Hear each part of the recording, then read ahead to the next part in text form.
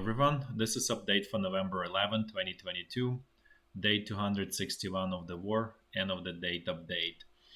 As always, I'm going to start with strategic topics or general topics, and then we're going to switch to the front line. So first, the most important one, that the meeting between Chinese president and US president is confirmed at G20 on November 14. Just as a reminder, the point of that meeting is for the US president to sort of talk out Chinese president out of using force against Taiwan. Whether that's going to happen or not remains to be seen, but that's going to be very crucial meeting there. Then related, Chinese news, national health, it's called National Health Commission in China, a little bit eased COVID-19 restriction. If you remember, China formally is applying this zero tolerance policy with respect to COVID, and which I explained again as well, that that's not really about it's not about COVID, it's really about the society control, population control, and more of preparation for the war. However, the reason this commission was easing is because they overly restrictive, and they creating problems inside of the society where people are more and more actively protesting. And specifically case of Guangzhou, this is a city in China where there are active protests against this zero COVID policies, and so the the head of the city is actually protege of Chinese president, so he doesn't want to sort of look bad and so on. So Chinese sort of leadership kind of decided to release a little bit of steam so it doesn't blow off, especially in the light of economic problems that we described, and they are multiple, they are very severe, and Chinese leadership doesn't have answer to those economic problems. Then now let's actually switch a little bit to Russia. First of all, Russian president requested to change supply of the Russian army based on the sort of learnings from the war in Ukraine. And he made urgent request by November 14 to develop new sort of items that needs to be supplied to Russian troops to improve their performance. So as you can see, maybe it's too late, it's extremely late, but there are move. This is in general move in the right direction, because it allows Russian army to be sort of more prepared, because they frequently missing simple things such as blood stopping tourniquets, right? They really don't have them. So there is lack of literally helmets or bulletproof vests. There's a lot of problems there with supply, because money were mostly spent on this hypersonic missile, all of this missile that costs $5-10 million US, but they don't deliver any results, or nuclear submarines. So basically the money were spent on all of this sort of projects that basically just kind of a boondoggles to steal money, but by people who basically make decisions with respect to development of those weapons that really in some way dead ends. But the money were not spent on basic necessities of the ordinary soldier, and so as a result, as I said, Russia using buying helmets in Iran and things like that, and for example using now more and more this howitzers from World War II, essentially because there is not enough barrels for those replacement barrels. So basically the planning was horrific in preparation in general, in preparation for the war, and money were essentially spent for the sake of spending money and just saying we have big budget and we can sort of show something for propaganda purposes. So that's what's essentially what's going on. But now it is positive for the Russian side because it's being corrected. To what extent, if it's going to be, well corrected, not, but there are movements in the right direction. Where it's going to be executed, that's another question. Then, in terms of Russian government or Russian state financial situation or budget, so the in October, a Russian budget was in surplus. So basically, what it means, revenues are higher than expenses. This is first time in, I think, about 5 months. But this is actually, it may look on the surface as something, improvement, things getting better. Actually, it's not. It's basically just, how you call it, just painting the picture by Russian government. What they did, they essentially squeezed extra money from Gazprom, and Gazprom, it's a Russian natural gas export monopoly, right? There is no other essentially player in Russia. This is the only company that's selling all of the natural gas, mostly to Europe. Obviously, the focus was Europe. So basically, they opening up all of this, the squeezing basically all of the money that Gazprom has, and that should last till through the end of this year. What happens next? It's going to plunge back to its the situation with the budget. It's going to go back to the ugly situation that it was developing. So this is just a temporary situation, and it's actually just basically hiding the real problems. Then there are a bunch of other news that it looks like there is sort of easing of restrictions on Russian exports, of commodities. So there is basically Russian fertilizer. It looks like it's going to be unblocked. So export of Russian fertilizer is going to be unblocked to the world market. Then, which is essentially natural gas converted into fertilizer. It's nitrogen fertilizer. That's what Russia exporting, and giving that the Russian export directly of natural gas dropped by, I think, 60% of 2/3, 67%. So probably a lot of this natural gas is going to get converted into fertilizer, and potentially Russia will try to basically flood global market with cheap fertilizer just to earn foreign currency and keeping the economy afloat. So this is what is going to be might be happening, and this is probably going on in preparation for the negotiation to extend grain deal, which is expiring on November 18. Just a reminder.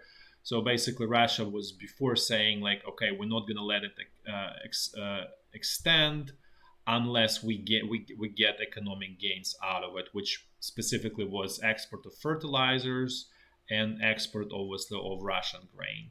So it looks like there is progress there where Russian grain will be allowed to be exported, and fertilizer the same, and probably Ukraine will be allowed to export its grain. So there is high probability that this is going to go sort of I don't know, yeah, you could say in the right direction. At the same time, it looks like Lloyd's stopped insuring vessels that were exporting Ukrainian grain. So this is a marine insurance, and essentially, if you don't have this marine insurance, everything stops. The ships don't sail because it's too risky for the one ship owner. That they can go bankrupt, and so that's why they use this marine insurance just in case. So if they lose the ship, they're not going to go bankrupt. So it looks like this is another sort of pressure, on the Ukrainian side this point to reach some sort of grain deal between the two countries, and obviously allow export of Russian commodities and Ukrainian commodities. Then um, then there is another topic related more to Ukraine. You probably seen this in the news. There is apparently rift within the U.S. leadership, basically between U.S. president and U.S. head of the basically head of military command. Let's put it in a very simple terms, because I think that the title is long. Joint chiefs, head of joint chiefs, and stuff like that. But really, just in a simple way, military head and U.S. president. So military head is uh, advocating for essentially negotiations with Russia on their sort of essentially keeping status quo. Whatever Ukraine managed to liberate, that's it, and whatever Russia keeps. So that's essentially his position. It's not worded that way, but it's essentially his position. Versus U.S. president responded that until Russia leaves Ukraine and preserves their territorial integrity, there is no peace. So, which is very interesting, because this position of the U.S. Military head, what is interesting is because he has frequent phone calls with Ukrainian head of the military, Zaluzhny, and it's very interesting that he essentially, in a way, kind of like backstabbing Ukrainian head of the military. And I'm sure that Ukrainian head of the military thought that by having these calls, he's sort of keeping the other side sort of engaged and on its side. But apparently, the position was completely wrong and completely opposite to that. And then potentially, this sort of desire is driven uh, by the developing situation around Taiwan, where U.S. will need all of its forces if there is some kind of confrontation there. U.S. will not be able to fight the war on two fronts, right? This is what led Germany to demise in World War One and in World War Two. Is fighting on the two fronts, and some I would even call like three fronts, but formally it's called two fronts. So U.S. will not be able, obviously, to fight on the two fronts, and it obviously needs to focus on China. So maybe that's where the driver of this position by the U.S. military. So far, it was overridden by the political side. But as you can see, this calls to force the peace at whatever terms, at the expense actually of Ukraine. Let's be very direct. They getting louder and louder from different directions. If you remember, there's this progressive part of the Democratic Party. Then there was this what's it called, Freedom Caucus of the Republican Party. Then now you see U.S. military. This is sort of more and more sort of brewing. At some point, this forces will eventually prevail as situation sort of develops in a negative direction. In with respect to China and just generally economically around the world. Then I think, that's it for general news. Let's actually switch to the situation in Ukraine. In terms of the energy infrastructure, there is no Russian attacks. However, as mentioned before, energy infrastructure is going to be under actually distribution probably network. Energy distribution network is going to get under extra pressure during the cold season, and it's starting already in Ukraine. And there is a chance that it may actually collapse on its own under the pressure of the weather. So, Ukrainian energy regulator already announced that their blackouts or sort of controlled blackouts will get longer in order to save the system. So, that's a solution in terms of, they need to reduce the load on the system so it can survive winter. So essentially, what's happening with the energy distribution in Ukraine. Now let's actually move to the front line and let's do a walkthrough in a clockwise fashion as we always do. So the situation along the state border is more or less quiet, no, not totally quiet, but relative to the sort of past is pretty fairly quiet. Now let's jump to North Luhansk front line. Here it just exchange of their attacks, right? Attacks, counterattacks. So you can see here this Kuzemivka is seeing intense fighting, Ukrainian attack, Russian counterattack. Then also Russian troops trying to sort of attack here just to, in a way, help to drive Ukrainian troops behind this stream and help in that way their sort of the other units here around Kuzemivka. Then, in this area again, sort of similar. Ukrainian troops want to reach this river. Russian troops trying to push them, behind this river. So essentially status quo. No meaningful changes. Neither side has enough to tilt the situation in their favor. Now let's look at North Donbass front line. Things here are somewhat similar. As you can see, active day by Wagner mercenaries. They continuing their attacks. Nothing major today, but that's just sort of part of the process, how things working here today. Here in general, sorry. So now let's actually move to central Donbass front line. Things here also very similar. Russian attacks out of the salient. The situation here around Pisky is definitely getting worse for Ukrainian side.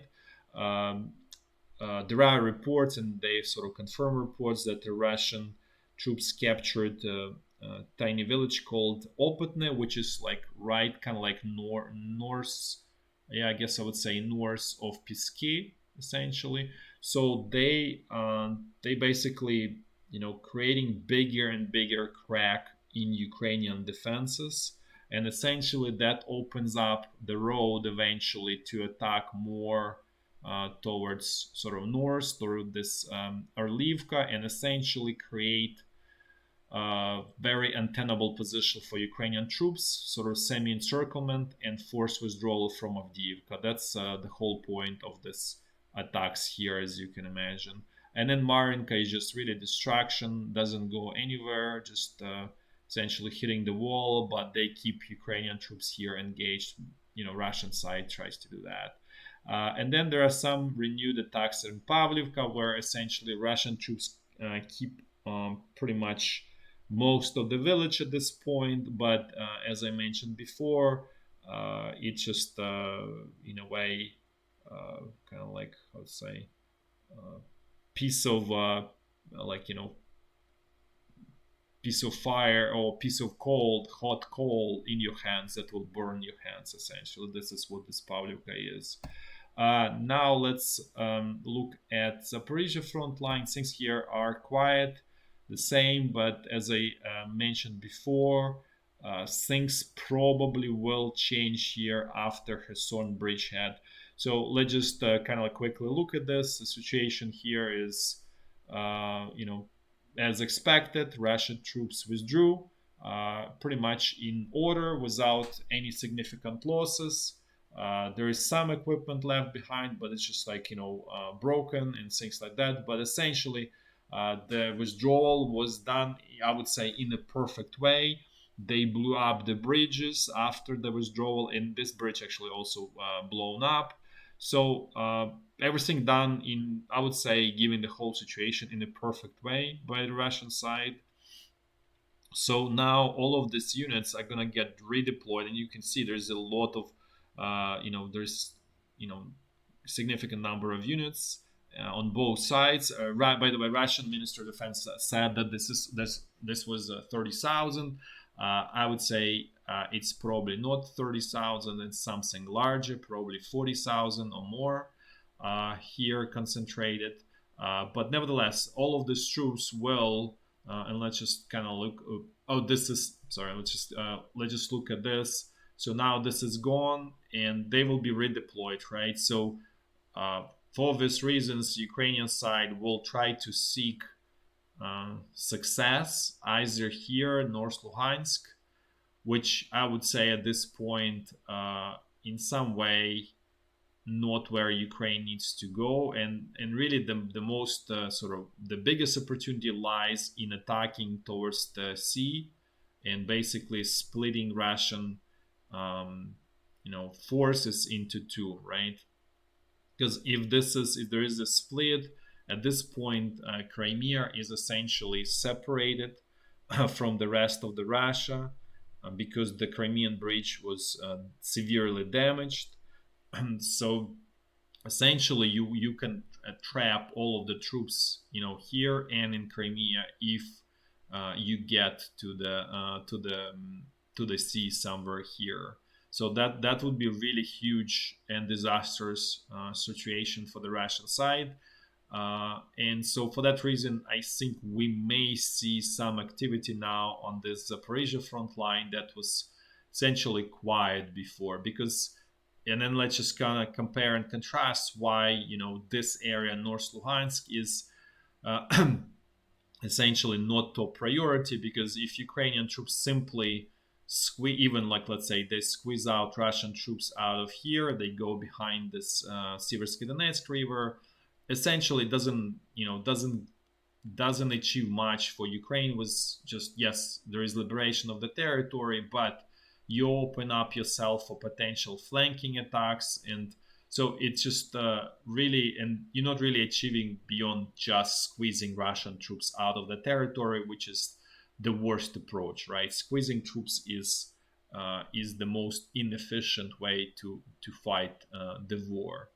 So for that reason, as I said, we're probably going to see changes on Zaporizhia front line, where both sides will try to seek success there. And I want to highlight doesn't mean that the initiative going to be by default on Ukrainian side. There is very sizable group of Russian troops, and most of them do have good fighting spirit. So that really opens up opportunity for the Russian command to do some, major offensive. Where it's going to be, it's another choice. It's another question. But there is still opportunity, if you're really saying, to create sort of pincer by basically hitting here in this direction, and sort of one goes towards Pavlograd, and the other one is kind of trying to encircle these Ukrainian troops, essentially south of Izium, right? So just repetition of the same that Russian command was trying to do in March, April, May, probably June as well, but on a smaller scale, or in different situation, different setup. So we probably will see more activity, and at this point, it doesn't look that say that winter is never a quiet time. Let's put this way, on the front line. Because there is, I see a lot of this Western analysts, who really don't understand the sort of logic and nature and culture of people. They just think that this is going to be quiet. To the contrary, this is the time where, let's say, Russian side may seek solution and opportunities, as opposed to, waiting out. So that's it for today. Thanks for watching, and until tomorrow. Bye bye.